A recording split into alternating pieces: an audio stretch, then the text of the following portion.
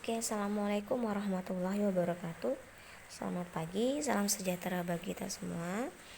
Kabarnya hari ini kakak dan abang mudah-mudahan dalam keadaan sehat walafiat ya, amin ya robbal alamin. Nah, di waktu yang berbahagia ini, marilah kita semua mengucap basmalah untuk membuka kegiatan pembelajaran kita agar apa yang kita laksanakan hari ini menjadi berkah, menjadi ilmu pengetahuan dan sebagai ilmu yang bermanfaat. Sama-sama kita mengucap basmalah. Bismillahirrahmanirrahim. Kemudian untuk kakak dan abang sekalian, ibu harapkan hari ini dalam keadaan yang sudah rapi, sudah sarapan, kemudian sudah sarapan atau makan siang ya, mungkin nanti kalian membuka videonya ini siang hari. Kemudian berpakaiannya itu jangan pakaian yang sembarangan ya, nanti kalau dalam pakaian yang sembarangan bau, kamu gak selera untuk belajar gitu. Kalau yang lagi rebahan duduk, karena kita akan mulai untuk berdoa. Oke, kita mulai untuk doa sebelum belajarnya ya. Bismillahirrahmanirrahim. Rabbi zidni ilma warzuqni fahma waj'alni minaz shalihin. Amin ya rabbal alamin. Nah, dalam pertemuan kali ini seperti judulnya tadi ya, bahwa kita akan membahas mengenai pengertian sejarah sebagai ilmu. Jadi sebenarnya pengertian sejarah itu ada sebagai ilmu, sebagai peristiwa, kisah, dan seni. Tapi untuk hari ini kita membahas sejarah itu sebagai ilmunya. Besok baru peristiwanya, dan pekan selanjutnya kita akan membahas tentang kisah dan seninya. Itu dia. Ini terdapat dalam kompetensi pembelajaran, yaitu kompetensi dasar. Nah, yang menjadi indikatornya, yang pertama mampu menjelaskan pengertian sejarah ilmu, kemudian menyajikan pengertian sejarah sebagai ilmu dalam bentuk karya. Jadi nanti kalian dituntut membuat sebuah karya. Kemudian untuk tujuan pembelajaran nih, ini yang terpenting. Melalui pengamatan video dan tanya jawab, diharapkan abang dan kakak sekalian mampu, yang pertama, menjelaskan pengertian sejarah sebagai ilmu dengan bahasa kalian sendiri dengan penuh percaya diri. Kemudian yang kedua, mampu menyajikan pengertian sejarah sebagai ilmu dalam bentuk contoh peristiwa sejarah dengan penuh tanggung jawab. Nanti kan sudah ibu jelaskan nih bagaimana pengertian sejarah sebagai ilmu. Kemudian nanti ada juga contoh-contohnya yang ibu berikan. Nah, ketika tugas sudah saatnya kalian untuk memberikan contohnya sendiri. Ya, itu dia ya. Oke, itu untuk tujuan pembelajaran. Kemudian sekarang kita langsung masuk ke materi gitu. Materinya pengertian sejarah. Ada beberapa pengertian sejarah, namun secara etimologis bahwa sejarah itu berasal dari bahasa Arab yang artinya syajaroh atau pohon. Nah, kenapa dalam bahasa Arab sejarah itu disebut dengan syajaroh atau pohon? Karena peristiwa sejarah itu mengandung yang namanya silsilah. Ya kan, kayak pohon itu kan misalkan tuh akar, kemudian akar, batang, kemudian batang, ranting, dan buahnya. Jadi yang dimaksud dengan silsilah, kemudian dia memberi pengaruh pada masa lalu, masa kini, dan masa yang akan datang. Nah, contohnya apabila sebuah pohon akarnya bagus, maka batangnya akan bagus. Nah, ketika batangnya sudah bagus, rantingnya subur, pasti buahnya akan banyak. Nah, ini menggambarkan peristiwa-peristiwa yang terjadi. Contohnya, peristiwa sejarah itu apabila terjadi pada masa lalu adalah peristiwa yang kurang bagus atau peristiwa yang tidak baik, maka akan melahirkan masa kini sejarah yang kurang baik. Nah, ini akan bisa diperbaiki. Masa kini ini memperbaiki akan sejarah seperti apa yang akan kita buat sehingga dapat mempengaruhi kedepannya menjadi lebih baik. Jadi masa depannya itu adalah ranting dan buahnya tadi. Itu paham sampai sini ya. Nah, misalkan nih ibu contohkan, kalian bersedih hati pada masa sebelumnya, mungkin keluarga kalian adalah keluarga yang broken home gitu ya. Orang tua sering berantem, sering segala macam. Sehingga pada masa kini kalian itu sering punya kecenderungan malas belajar. Kenapa malas belajar? Karena kalian merasa kurang diperhatikan oleh orang tua. Nah, dampaknya apa? Pada masa kini kalian memiliki nilai prestasi belajar yang turun. Nah, pada saat itu inilah penentuan kalian. Untuk masa depan mau kalian buat yang bagaimana?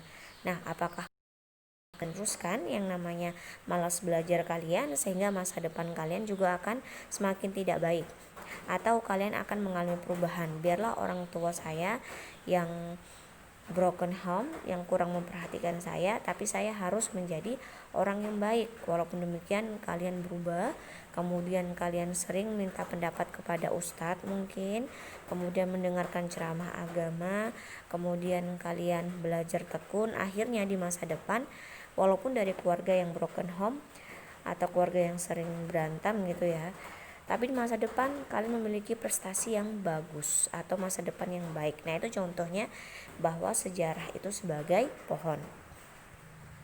Kemudian ada beberapa pengertian sejarah. Yang pertama menurut Ibnu Khaldun. Menurut Ibnu Khaldun, catatan peristiwa sejarah itu artinya adalah catatan tentang masyarakat umat manusia. Nah, ini seperti yang sudah Ibu jelaskan bahwa sejarah itu sangat berkaitan dengan manusia, karena manusia itu sebagai pelaku sejarah. Jadi kalau sebuah peristiwa masa lalu tidak ada kegiatan manusia di dalamnya, tidak ada aktivitas manusia di dalamnya, itu bukan peristiwa sejarah. Jadi menurut Ibnu Khaldun bahwa sejarah itu adalah catatan tentang masyarakat umat manusia mengenai perubahan-perubahan watak manusia. Jadi peristiwa yang terjadi pada manusia sehingga terjadi perubahan-perubahan tentang cara pikirnya, tentang peradabannya, tentang kebudayaannya. Nah, itulah yang disebut dengan sejarah menurut Ibnu Khaldun. Kemudian yang kedua, pengertian sejarah menurut Muhammad Yamin ya. Muhammad Yamin bilang bahwa sejarah itu adalah pengetahuan umum yang berhubungan dengan cerita yang bertarik. Cerita bertarik itu berarti seperti sebuah legenda. Nah, seperti itu. Cerita bertarik sebagai hasil penafsiran kejadian-kejadian masyarakat manusia masa lampau.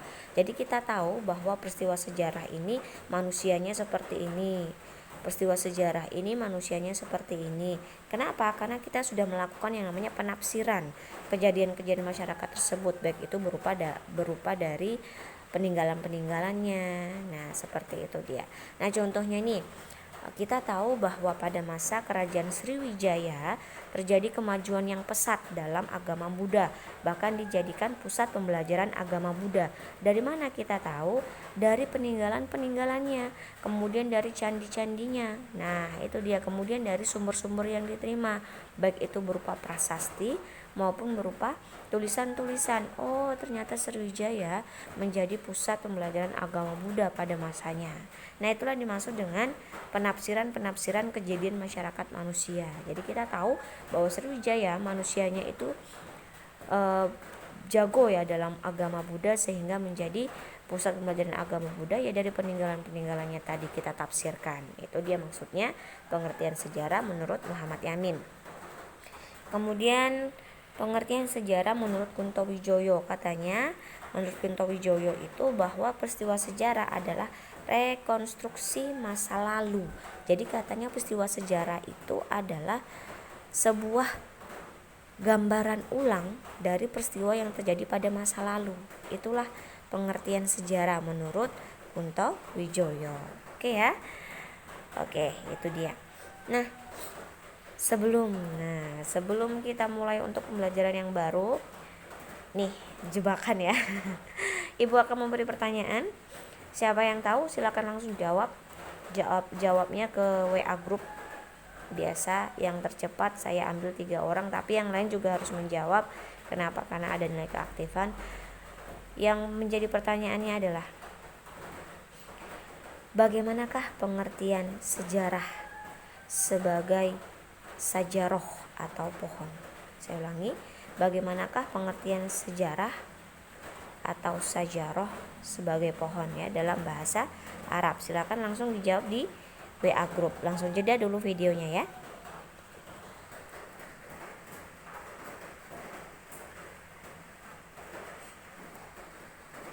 Oke, sekarang kita lanjutkan ya. Jadi Selamat bagi 3 orang pertama, berarti kalian memperhatikan. Kalau kalian mengikuti video ini, pasti kalian akan bisa menjawabnya. Dan saya akan amati nanti siapa-siapa saja yang kira-kira jawabannya itu copy paste. Ya, itu akan saya amati. Oke, kita masuk untuk sejarah sebagai ilmu. Nah, bagaimanakah sejarah dikatakan sebagai ilmu? Pengertian sejarah, penelitian sejarah. Jadi sejarah itu dikatakan sebagai ilmu karena sejarah itu untuk menemukan peristiwanya harus dilakukan penelitian. Nah, contohnya itu kita ingin tahu tentang sejarah proklamasi kemerdekaan Indonesia. Kita harus teliti dulu. Apa yang diteliti? Ya, apa yang ditinggalkan. Kita bisa tahu bagaimana peristiwa sejarah itu, apa yang terjadi pada masa lampau itu ya karena ada yang ditinggalkannya. Makanya kita melakukan penafsiran. Kemudian penelitian sejarah itu menggunakan metode ilmiah. Metode ilmiah ini berarti ada yang namanya penelitian dengan pendekatan-pendekatan tertentu, dengan tahapan-tahapan tertentu, dan tahapan ini diuji sudah mendekati yang namanya ataupun sudah secara ilmiah, secara ilmuwan, dikaji secara ilmunya. Jadi ada ilmu untuk melakukan penelitian sejarah, itulah sebagai metode ilmiah, itu dia. Kemudian yang kedua ada tahapan-tahapannya. Nah, contohnya nih, kita mau meneliti tentang peninggalan-peninggalan di kota Cina ya, di daerah hamparan Perak itu ada namanya kota Cina. Dilakukanlah yang namanya observasi, ekskavasi, digali, ya kan, digali. Kemudian terdapat peninggalan-peninggalannya. Nah, untuk mengetahui peninggalan tersebut adalah peninggalan sejarah atau tidak, dilakukanlah misalkan pengujian menggunakan karbon. Ada itu dalam tim arkeologi, ada itu. Jadi diuji dengan karbon, kira-kira usianya sudah berapa. Nah, ternyata usianya sudah ratusan tahun. Kemudian ditemukannya di kedalaman berapa, kan digali tuh. Oh, ternyata ditemukan dalam kedalaman sekitar 6 meter di atas permukaan gitu ya kan, 6 meter dia. Oh, berarti ini berarti zaman ini memasuki sekitar 10 tahun ataupun 20 tahun yang lalu. Nah, itu tahapan-tahapannya. Setelah dilakukan ekskavasi, kemudian sudah dilakukan pengujian lamanya, baru bisa ditentukan atau ditafsirkan peristiwa apa yang terjadi sekitar 10 atau 20 tahun yang lalu. Begitu dia ya tahapan-tahapan penelitiannya. Kemudian dapat dijadikan sebagai sumber pengetahuan. Jadi hasil dari penemuan tadi dapat dijadikan pengetahuan bagi kita. Jelaslah kita tahu bahwa di Indonesia itu pernah berdiri yang namanya Kerajaan Mataram kuno yang bercorak Buddha. Dari mana kita tahu? Dari penelitian dilakukan oleh para sejarawan dan peninggalannya yaitu Candi Borobudur. Nah, itu jadi pengetahuan bagi kita. Oh, ternyata ada kerajaan pada masa Hindu dan Buddha. Itulah contoh kajian sejarah sebagai ilmu. Oke ya. Itu untuk materi kita hari ini. Nah, sebelum kita lanjutkan ke materi lagi. Nah, ini kuis-kuis lagi. Jelaskan mengapa sejarah itu dijadikan sebagai ilmu melalui metode ilmiah. Sekali lagi, jelaskan mengapa sejarah dikatakan sebagai ilmu melalui metode ilmiah. Oke, silakan jeda videonya, kemudian jawab di WA group ya. Oke, silakan.